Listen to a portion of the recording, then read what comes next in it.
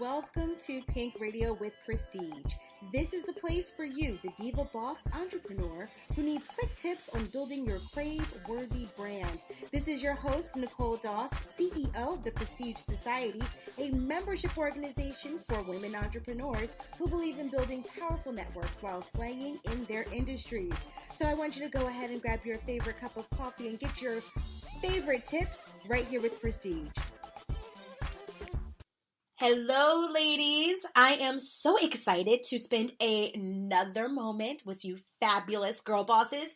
Listen, today it's all about the overnight CEO. And one of the things that I think is so interesting about this concept is that when I first started corporate America, I was very ambitious, and I remember having really great mentors tell me, listen, honey, you cannot become a CEO overnight.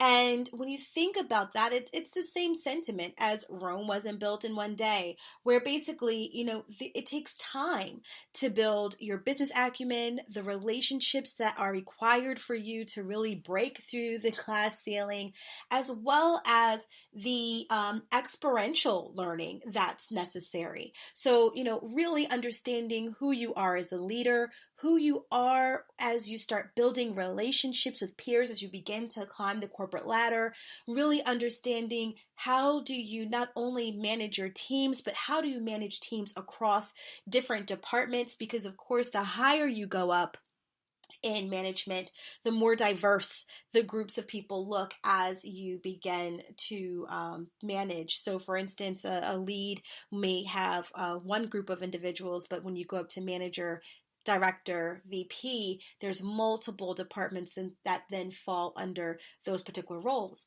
But nonetheless, there's tons of investment that is taken into consideration when organizations identify individuals who should step into those kind of executive leadership roles. There's mentoring programs that are definitely taken into consideration, a senior leadership training that's taken into consideration. Oftentimes, there's even developmental roles that individuals step into for a certain period of time to give that individual just access and experience in just even operating in that space. So there's all of these different things that are usually taken into consideration when an individual has been identified for a leadership role. But what's so funny is that when you step into starting a small business, a lot of times there's no development at all that's taken into consideration because you, my love, are the individuals who are placing yourself in that role. And what happens is that you place yourself as a CEO, which is a very strategic and analytical position, but yet you are forced as a solopreneur to really work as that worker bee.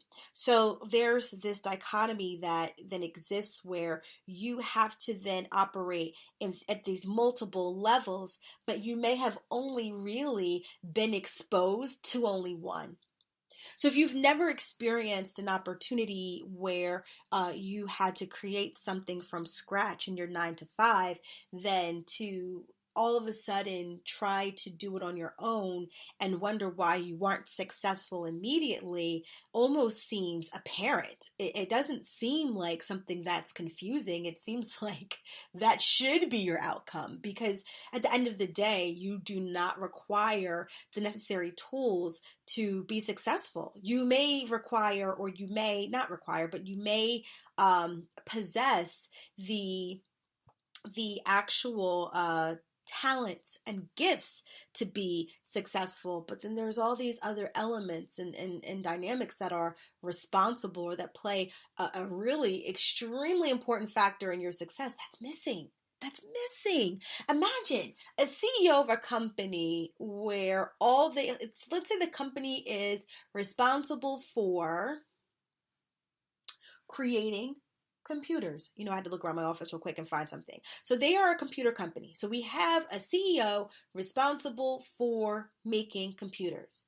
And imagine if that same CEO begins to then not only create these laptops or computers, but that's all that he did. That's it. all they did was just create the laptops. How successful would that CEO possibly be? Now, if we look at real CEOs of companies, not saying you're not a real CEO, but if we look at, let's say, established and successful CEOs of companies, you would notice that that CEO is not in the garage just making the laptop, although that's where they may have started. Ultimately, in order for them to experience success, there's a growth that takes place. And during that growth, what you may notice is then they have a sales team. They have a research and development team. They have a configuration team. They have an innovation team. They have a marketing team. They have a communications team. They have a social media team. And even if that person is responsible, let's say in the very beginning, for all of those things, there's a strategy that has to be created to ensure that all of those things are actually working. So I share that to say that even as a CEO, there's strategy that has to match the operation side of what you do. You have to invest in yourself. The amount of mentoring, grooming that takes place, mentor, let's say, or I said mentoring. So you need a mentor, you need grooming, you need training, you need development, all the things that if you were a Fortune 500 company, and just think about it, that's what Fortune 500 companies do for positions like directors, like not even for CEOs. CEOs, you need to come with already proof that you can successfully run a business. Imagine that. If you were a Fortune 500 company, if you worked for a Fortune 500 company, you could not just go in there today and just be like, I can run your company. Like, you have to come with proof that this is something that you can already do. But yet, you started a business without any proof that this is what you can do, without any other experience in starting other companies, and yet you sit there and you go, why can't I make it work? And I'm telling you right now, it's because you are lacking the tools. So and the reason I say you're lacking the tools is because all you have right now is you. Like, you sit there in your cubicle at a job that you probably don't like, hence why you're looking to start your own business, and all you have is your own frame of reference. And if you have completely checked out of your job, that means that you aren't even really being identified as a hypo, or if you are as a hypo, you aren't really even exerting your full capacity or your full level, because you're not even really interested in climbing that ladder. You're really interested in building your business. So what happens, and where you tend to fall short then, is that you aren't having additional experiences that are going to make you a better business owner. That sucks. So if that means that it's not happening in your 9 to 5, you have to make sure that it's happening in other areas outside of work and outside of you building your business, because you absolutely need the tools to help you. Because just like that Fortune 500 company tells that ambitious millennial, you cannot be a CEO overnight. The reality is although you have made yourself a CEO overnight, you will not be a successful CEO if that's all it took. If all it took for you was just to register your business and now you're sitting here and you're stumped and confused as to why you're not seeing certain things happen, it's because you have not had that interaction or experience in knowing what it takes to build your company from the ground up. And let's just get all the way honest. Normally what I see are that individuals who are in a completely different industry than the business that they're trying to build. So you may have someone who's in finance who is building an event planning company. You may have someone who is in sales, maybe in the, let's say, car industry, who's creating maybe a clothing line for women. I mean, there's all these different areas where women sometimes do not actually take what they've learned through their careers and applied it to their businesses. But here's the deal. Here's what I'm going to ask that you do. If you are still sitting in your 9 to 5, get yourself into some leadership classes. Get yourself into a program where you can learn so that you can apply it to your business. And that way you don't have to come out of pocket and you don't have to do anything with your own personal money for you to be able to really further your growth or your personal growth with your business. But the other part of it is invest your own money into programs that are going to help you build your business and make connections, whether it's within your industry, whether it's across industries. I mean, both really help you because there are some things that you need to learn that could be applied across different industries, but you need to invest in the grooming of yourself. Imagine this. You are a CEO. And imagine you as the CEO sitting there saying, I need someone to run my company, even if you're talking about yourself.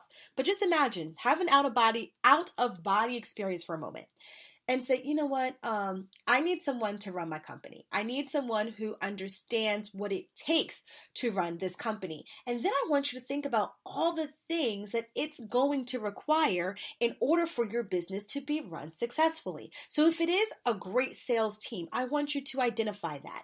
If it is someone who is really great at engaging your tribe, then I want you to share that. If it's someone in finance who needs to get your books in order, I want you to identify that. Because what you're going to do is when you begin to write these things down, then you're going to see where you fall short. You are going to see, because at the end of the day, you have literally given yourself an overnight promotion as a CEO, but for some reason, I know why the reason, but we're going to say for some reason, you were still operating as an employee in operations. So what does that mean? That means you are doing the tactical, not the strategic, but you're doing the tactical activities necessary for your business to operate. So here's the deal. When we talk about tactical and strategic, no one side is more important than the other. Both are a necessity in order for your business to thrive. Let me say that one more time. When we talk about strategy and when we talk about tactical activities, no one side is more important than the other. And the reason why I have to say that is because, sometimes when you think of corporate America, people usually think, if you're in corporate and you focus on strategies, that feels like it's more important than those who are making the widgets or actually doing the work in operations, because those individuals are usually paid a way less or lower amount of money than the individuals who are thinking of the strategy to make it work. But the reality is, let's just be 110% clear here, is that all the strategy in the world means nothing if there's not someone actually doing the work to make it happen. So I don't care what satisfying or self-promoting opinion you may have about individuals who are doing the work versus those who are creating the strategy. The reality is the work is a necessity, like the actual doing the work to produce output. So for instance, my favorite skincare line is Pink Pearl Naturals. So if the CEO of Pink Pearl Naturals did not do the work to create the product so that I can enjoy it as an output, then Pink Pearl Natural would not be successful, right? But at the same time, the owner, Aisha, still has to create the strategies around how to get her products out there and how to really put Pink Pearl Natural on a higher platform in order for the business to thrive. Understood? So when we think about strategy, when we think about tactical, those things definitely need to coexist for sure. But 9 times out of 10, what happens is you promote yourself into a CEO space and all you think about is the work, just doing the work, just creating the cupcakes, just creating the products, just putting out the work. But there's strategies that you need to create to make sure that the work is actually going to yield results. And that's what you have to learn. How do you even start that? How do you even begin to plan for that?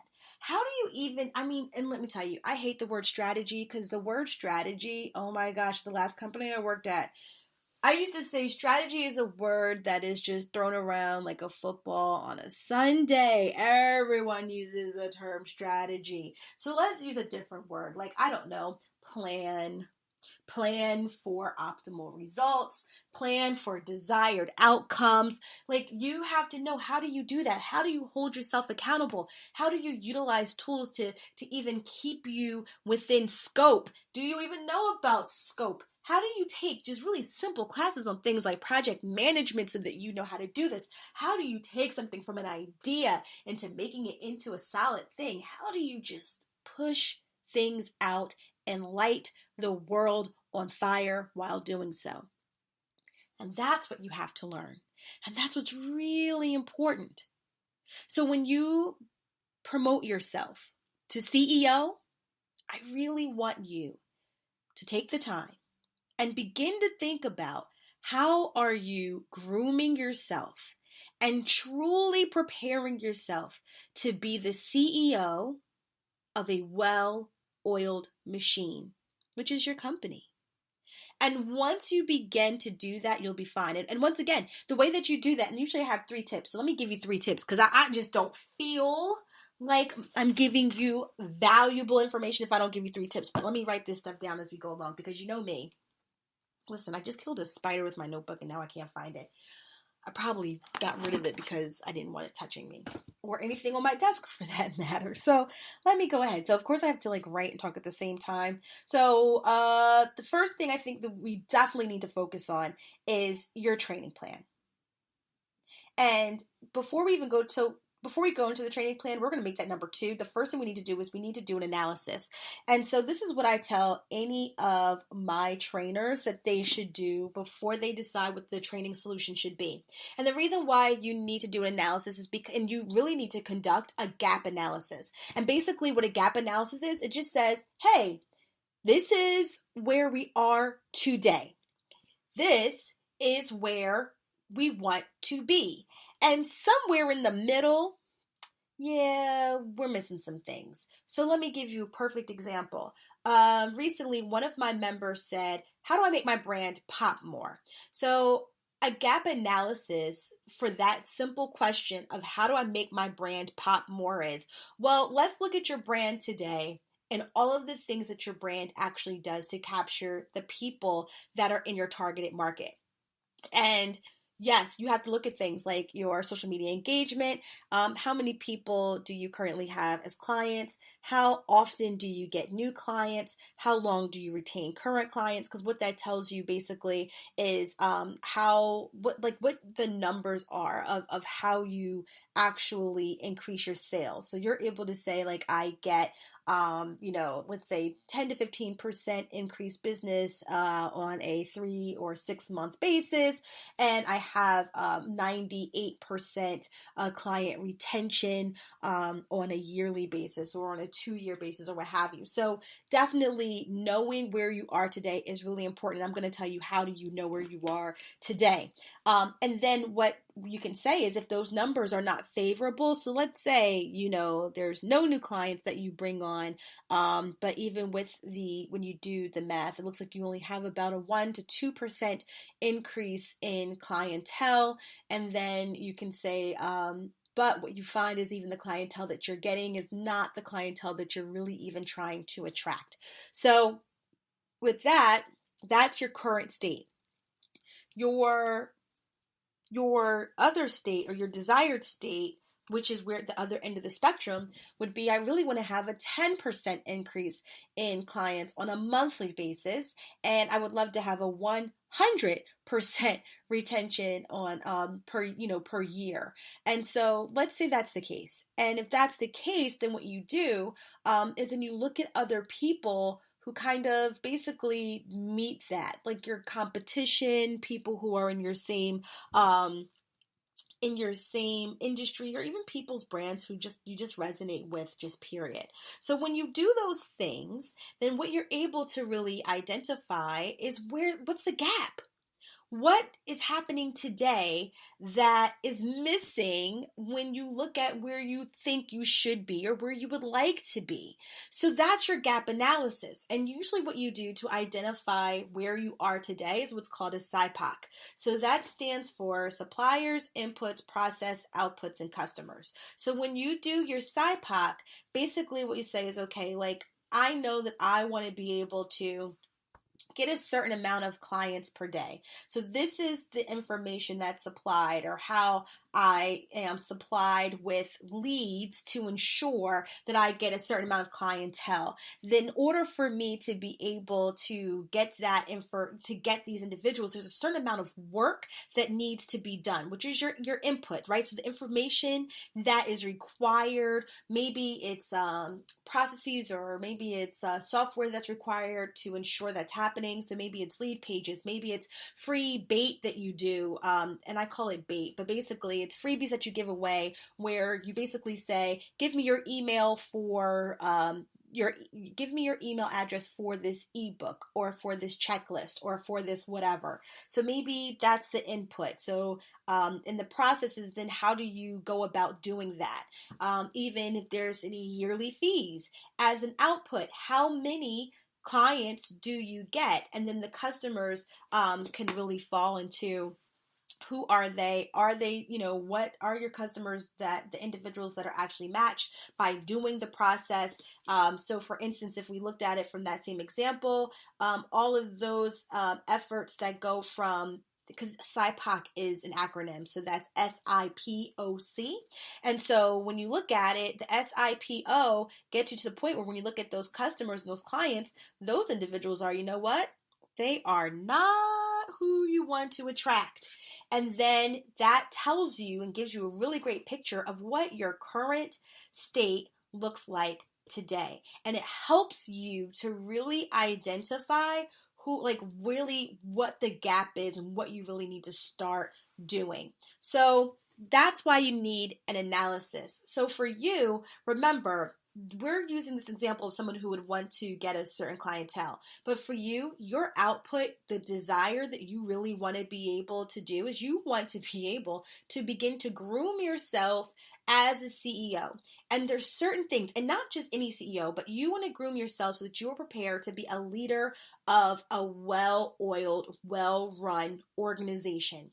And in order for that to happen, there's a few things that should happen. So the first thing you should probably do, if you don't know when you do your analysis, is just go and look at some of the blogs out there or articles. Harvard Business Review is a great one. Forbes, INC or Inc., Fast Money, Entrepreneur, just to name a few. So, if those are some things that you want to look up as resources, look up and see, what does it take to be, and don't just look up entrepreneur, because when you look up things like, what is it going to take to be a successful entrepreneur, they're going to tell you things like, oh, dreaming big, innovation, blah, blah, blah. No. Imagine you are running a Fortune 500 company and ask, what does it take to be a successful CEO? Or how do I become a CEO of a company? Or stepping stones, whatever the case is, do some Google research. I am not going to give you all those tips, because I do believe that you got to teach the woman, in this case, how to fish. So go and check to see what those things are.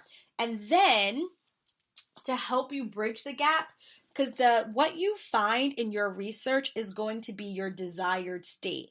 Because really what you're going to find during the research, or the things that you write down, are going to be the things that actually resonate with you. What you'll do just from human nature, the things that you don't like, you won't even bother to write down. You're like, oh, I don't want that. So when you look at your list that you create of all the different things that resonate with you, when you research what does it take to be a successful CEO of a Fortune 500 company, you'll realize those are all the things that you really wish you can become and you want to do. Heck, maybe you even find that you do some of those things, which is high fives and kudos to you. But you'll then, on the flip side, because that research is going to give you your end game, right? Your desired result. But you got to go back and you have to do your SaiPOC model, because that's going to tell you where you are today. So when you look at suppliers, inputs, process, outputs, customer, You're going to say to yourself, okay, so who today supplies you with all of the different things that you wrote down on your list? Meaning, is there a training that you receive? Is there a blog or a group mastermind that you're part of where you are supplied the information? And then the input. So what does it require of you to do in order for you to basically get the information you're currently getting or getting the things that you're getting? And what is the process? Do you go online? Do you meet on a regular basis? What's the output? So when you do these things, what do you get out of it? And then how does that help you ultimately service and provide a service to your customer? So when you do your SaiPOC, and if you realize, for instance, I'm just going to give you an example. Let's say you are part of a networking company.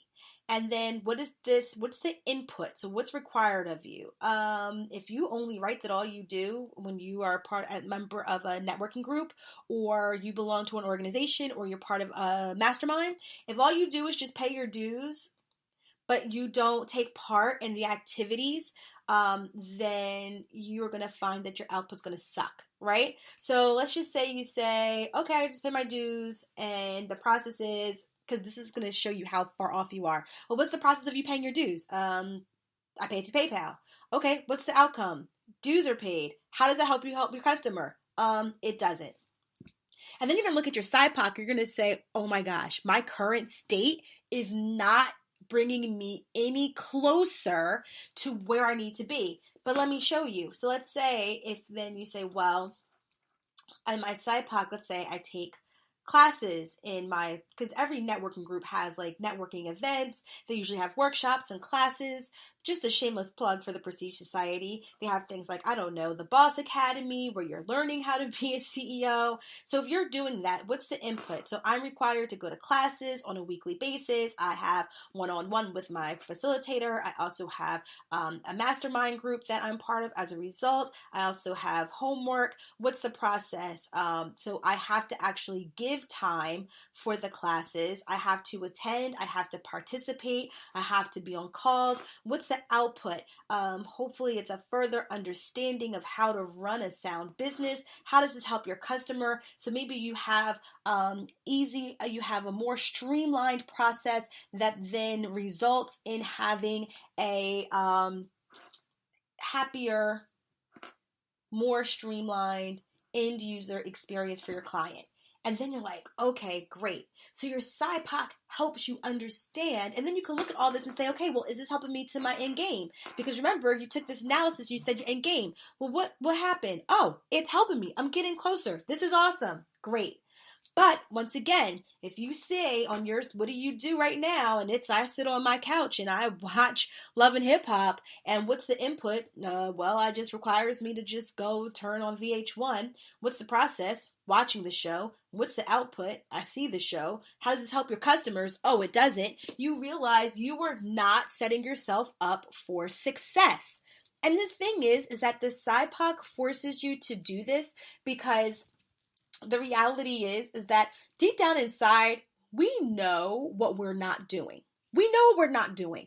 But the reality is that we don't want to say that out loud. We don't want to say that out loud. We don't want to have this conversation with ourselves. We'd much rather say that no one supports our business, that no one supports Black business, that we are disenfranchised, that we are, people just don't see the brand, we're just not out there. No, if you do your SaiPOC today, right now, I promise you, you will be able to further understand what it is you're missing, because it's going to seem crazy to you when you see the output. When you try to relay what the heck you do today to build your business, and you go from the S, the I, the P, the O, and when you see that none of those things help your customer, your client base, you're going to be like, holy crap. What am I doing? So definitely do your SaiPOC so that you can analyze what it is that you really need help with. Because once you see you're not doing anything, then you need to figure out your training plan. And your training plan should be this. Your objective for your training plan is to have some type of optimal experience with your clients. It should be to gain some understanding about how to run your business all together. And it should be something that is continuous and ongoing. Think about it. I'm going back to Fortune 500 companies. Fortune 500 companies allow every leader to get a budget so that their employees can go and get training every year. So what are you learning? What are you doing? What are you doing to grow? So if you know that you need to grow, then you need to say to yourself, what are you doing to build yourself up? And if you haven't allowed yourself a budget, I usually get like a budget of $1,500 per employee, right? So if you don't even allow yourself $1,500 at the minimum to be able to teach yourself as the only employee of your company, then once again, I do not want you to be upset and wondering why you are not successful. It's because you aren't giving yourself as the only employee, and then as the chief steward of your organization, you aren't even giving your employees the tools that they need to be successful. So with that, guys, the third thing I want you to do is I want you to go and enroll in the actual training that you need in order for you to be able to be successful. And let me talk to you about what I mean by training. So training can be formal, informal, or social. So when it's formal, it is something where it's a in-seat type of class. And I don't care if it's virtual or if it's face-to-face in person. But formal is in-seat learning, where you have a facilitator who is a subject matter expert, where there is structure around the learning, there are materials that you are receiving, there's going to be exercises that you are required to do to make sure that you're able to take concepts learned in the classroom and apply them and actually do them, and then some type of requirement to actually apply these to real life cases. Why? Because adults do not just learn in a lecture type of environment. Adults actually learn through problem solving. So being able to apply it to a real life scenario is absolutely imperative to the formal learning environment. Now, informal learning means things like, you're just kind of working on a project. And through that project, there's what we like to call experiential learning that is taking place. And through that experiential learning, you are getting the information that's required in order for you to grow. You now have a new mindset, different perspective, a new skill set. You just are learning your little life away and doing what you need to do to go to the next level. And it may be from working on a project. So these are things like working on a project. You can either even ask someone if you can help them on a particular project, because for instance, I love giving shout outs to these boss babes out here. So Aisha Taylor is the creator of SIB Expo, which stands for Sisters in Business Expo. And so she is doing events in Philadelphia, Newark already passed. Philadelphia is in July 14th. She's having one, I believe, in Columbus, South Carolina. I don't know if it's Columbia or Columbus, but whatever. South Carolina and Atlanta. So each time she does the event, she asks if anyone would like to volunteer. Let's say if you're interested in putting on an expo, but you have no clue what to do. It would behoove you to take on this informal learning experience by volunteering and seeing firsthand, backstage, all that it requires for you to put on said expo. You get what I'm saying? That's informal learning. So think of it as interning or working on a project or assisting on a project or collaborating, whatever the case may be. There's your informal learning. Last but not least is going to be your social learning. That is for the Coursera's, YouTube Academies of the world, as well as Udemy, as well as all of these lives out here that people are doing where they're giving you information, and then you're learning from other people, because through those lives, people are also going to be doing what?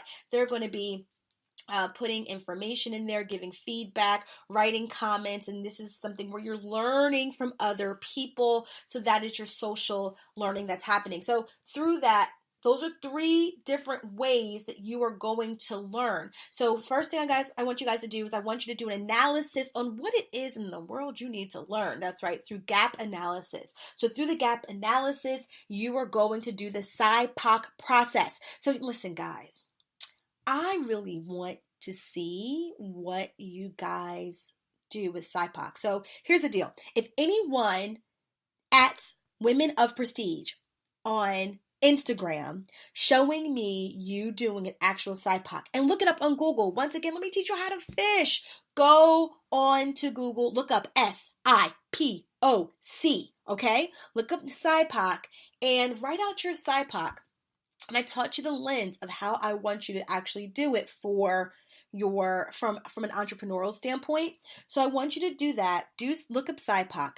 Then I want you to at me and show me how you were able to use it so that you can identify how the heck you have been able to see where you are current state and what the gap is to where you really want to be, and chart your journey of how you're getting there. See, because you're going to engage your tribe just from that right there. But if you at me and you show me, I promise you, I will send you a t-shirt. I will send you a Watch Me Shine t-shirt. Isn't that awesome? How about this? I will send you a Watch Me Win t-shirt. You can have your choice. You want a t-shirt or a crop top. You can get either choice. It's up to you. But you at me on that and I will give away your t-shirt.